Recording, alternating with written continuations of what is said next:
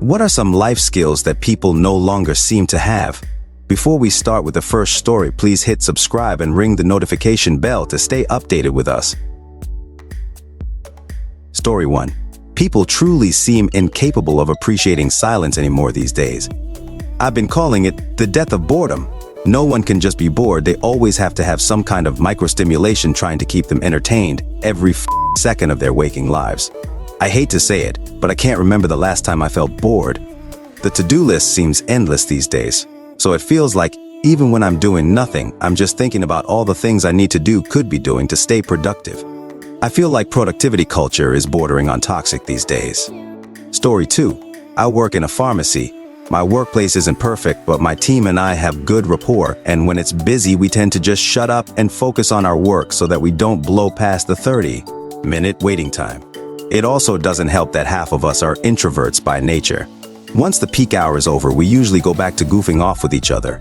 My manager walked in on us during one peak hour and had me written up for lack of harmony and teamwork in the workplace. Apparently we were too quiet, and she took it to mean that we weren't communicating, despite the fact that we have consistently never gone above 30 minutes for our average waiting time. It is truly a pain to be an introvert working under an extrovert who lacks the capacity to understand that some people just don't need to talk that much to get the job done. Story 3. When communicating, talking is an important part, but more importantly is listening to the other person. I don't see a lot of that. It's usually a one-way conversation, leaving one person with the short end of the stick. This is something I do, unfortunately. During ADD therapy, I learned to control it somewhat, but it's impossible to turn it off entirely. Mostly because if I don't say it, I will forget it. I can't keep that thought in memory, so I just have to get it out. This makes it hard to listen to others too, because filling your mind with their words might cause your own thoughts to disappear, so you forget it again. So far, I have not found a way to get around this, except writing every thought down that comes up during conversation, which isn't always practical or possible. Story 4. Deductive reasoning skills. The number of people I encounter that can't just think of what is next is astounding. I am spending every day trying to get my kids to understand, but it's like a foreign concept. Mind-boggling. People seem to think I'm magic, intuitive they'll say, or just talking out my ass a lot of times. One thing follows another. How can you not see that? Love when I come across another that sees it. Sometimes they translate for me with others when I don't go step by step. They are my favorite. Story 5.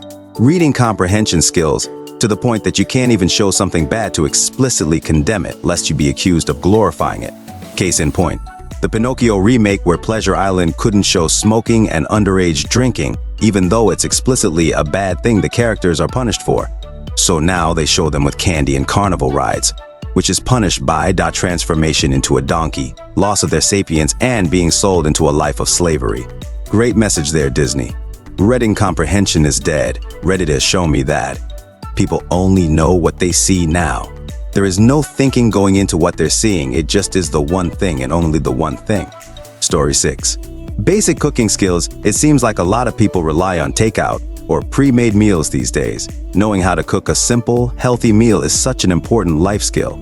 It saves money and is often much healthier. Yeah, I almost always bring leftovers to work, and it's crazy to me the number of coworkers that go out to eat every single day. Like, dang, you're probably using half your paycheck throughout the week, but you do you, I guess. Story 7. Do-it-yourself skills for simple home repairs, like fixing a leaky faucet, changing a light fixture, or patching drywall, are less common as people increasingly hire professionals for these tasks. However, there are a lot of YouTube videos that can teach you these skills if you've got patience. That's been a nice change from 20 years ago, 2000s, when you were out of luck if your faucet busted and no one taught you how to fix it when you were a kid. That's the irony. It's easier than ever to figure it out for yourself, get the exact part that you need, and still people call someone in to do simple stuff. The only time I call a pro is when they can do the job either way more efficiently than me. I love my lawn guys. Or it's something that takes real skill to do really well, like the guys that just put in some hardwood flooring for me.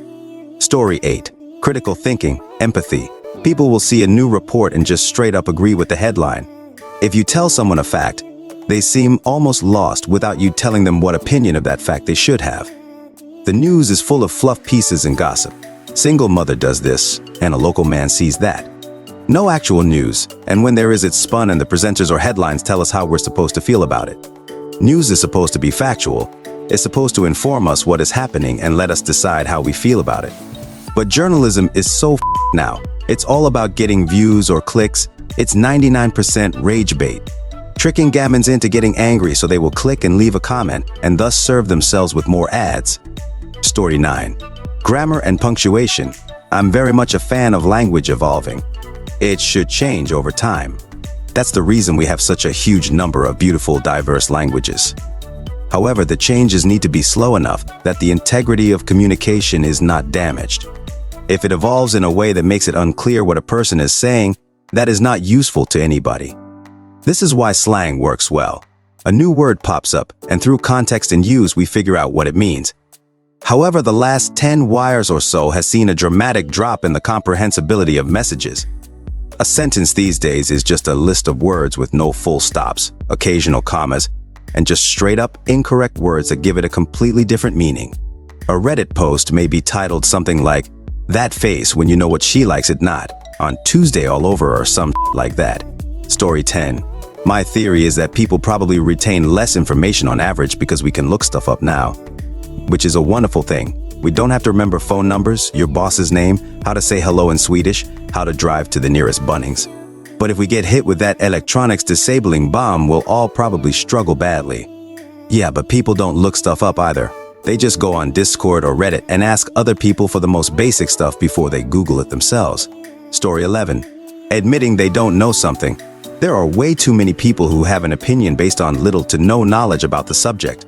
A while ago, I told someone at a party, "Sorry, I don't know enough about it to actually have an opinion," and he was visibly confused. This example referred to a sport I do not watch nor play, but I have used that same sentence before. I had a teacher scold me once for not having an opinion on something. Don't remember what it was, but it wasn't relevant to the class. She said I was supposed to always be up to date on all facts so I could always have an opinion, because not having one is rude. I was like, do you know how many things there are to have opinions about? How am I supposed to gather facts about something I don't even know exists? How am I supposed to have time to learn every fact in the universe and to keep fact-checking them in case the fact is no longer true? It was such a stupid conversation. Story 12. As dumb as it sounds. Boredom. There's so much creativity that comes out of boredom, but people don't have that anymore. We always want to be entertained and have access to be entertained by something at all times. I agree, but I also think it's a societal issue from a misconception of what boredom is. Many people translate boredom to "I have nothing to do," but really it's "I have nothing I want to do." Because of the former, we've been taught to never be without the latter. It's actually funny too, because I've had multiple managers hear me say "I'm bored," then try to shove more work on me because they thought I was saying I have nothing to do. It took me explaining to them that I'm bored because the work I have to do isn't interesting, so giving me more uninteresting work isn't going to fix things. The ones that got it would figure out how to get me something more interesting that I could focus on between the boring stuff. Story 13. In the age of do your own research, it seems that many have no idea how to actually perform or even approach research. I have been in multiple conversations where a meme from a social feed was the source of their proof. What's crazier is how planted people have become in believing what they see. I grew up with the notion of believing nothing that you see on the internet, and to source proof more thoroughly. These days it appears that the vast majority of people believe literally anything they see on their feeds. Oh, and if you source scientific studies or literature, people glaze over like a deer about to get run down by a Ford Bronco. Then after a time, in pure lunatic fashion, they shout, "You must be one of the sheep," and go about their tuned-out lives as if nothing ever happened. It's really a shame. It's truly the worst. Completely backwards ideas about burden of proof and unwillingness to change their minds once more is learned. Story 14. I say this as a computer illiterate Gen Z, computer literacy. I know how to utilize the internet, but not actual computers. I know so many millennials who know how to navigate all their software and troubleshoot their own issues. I'm jealous. I only remember having one class about computer literacy in elementary school, and then every other computer class was just about typing or whatever learning games we were doing. It's like they stopped caring as long as we knew how to use Google Suite. I think a lot of people just assume it's something we'd know automatically as the generation that always had computers. It's so frustrating trying to navigate things as an adult that seem like basic knowledge to other people. I'm like, what does it mean to unzip a file? Why does everyone seem to just automatically know every keyboard shortcut? I feel like a boomer sometimes. I read about this in an article a few years ago and it really surprised me. But it makes sense that since Gen Z grew up with a more advanced stage of computers and software, they never had to learn how to do a lot of the troubleshooting manually. For a lot of us millennials, we were there when our families got their first home computer, when they first got dial-up internet, when they first got DSL cable internet, when they first got Wi-Fi, when they first got a printer, etc. We helped them set it up, and a lot of times became the de facto support for the family. We didn't have smartphones, so everything we did was done on a home computer. There was no McDonald's with Wi-Fi you could take your laptop to, so if something went wrong and you needed it fixed soon to finish a project, you had to fix it yourself. Precisely because computers were already ubiquitous, it meant General Z didn't have to become computer literate, which is the opposite of what everyone assumed would happen. Story 15. Patience and waiting for something. When I was a kid, yes, we had VCRs and video game systems and could watch whatever movies we wanted, but only if we had them on video. If the store didn't have a copy, oh well. Or if we missed the newest episode and forgot to tape it, oh well. I only say this because my parents only had 3 channels on there. B&W childhood TV and VCRs and movie rentals weren't a thing unless you were a big celebrity and could obtain a film reel of the latest release. If not, you had to wait 3-4 years until they finally showed it on TV. Our generation may have had it better than our parents in terms of home media and cable TV, but today's kids have zero patience, attention span, and have to have a screen in front of their face every 5 seconds and have instant access to every show and movie that exists. It's really disgusting.